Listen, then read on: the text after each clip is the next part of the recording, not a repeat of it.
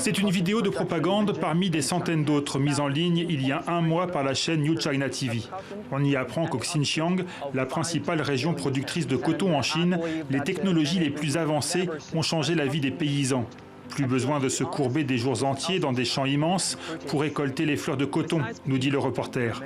Les machines s'en chargent. Ce n'est pas du tout ce que conclut le rapport de la fondation américaine victime du communisme. Au contraire, selon cette enquête, le coton reste majoritairement ramassé à la main au Xinjiang et ceux qui le récoltent sont envoyés de force dans les champs.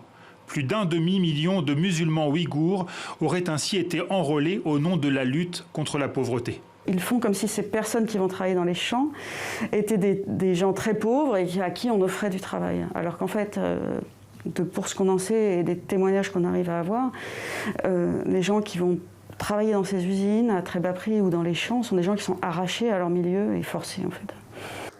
Des accusations aussitôt balayées par les autorités chinoises.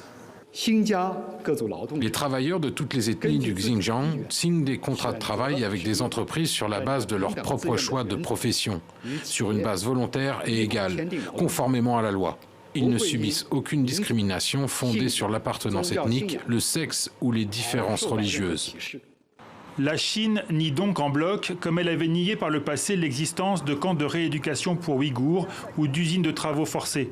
Le chercheur allemand à l'origine de ces révélations dit pourtant s'être basé sur des documents officiels publiés sur Internet. Au-delà de la dénonciation de très graves atteintes aux droits humains, ces conclusions mettent en cause la responsabilité de tout un secteur de l'économie mondiale, l'industrie textile. À partir du moment où on a la confirmation désormais que 20% de la production mondiale de coton provient de cette région, c'est-à-dire un vêtement en coton sur 5, oui, il y a la grande majorité, tous nos vêtements sont soupçonnables et pourraient potentiellement être entachés de travail forcé. Le rapport demande d'ailleurs aux entreprises et aux grandes enseignes de l'habillement, souvent épinglées, d'enquêter davantage sur la proportion de coton chinois dans leur chaîne de production, même si celle-ci se trouve en dehors de Chine.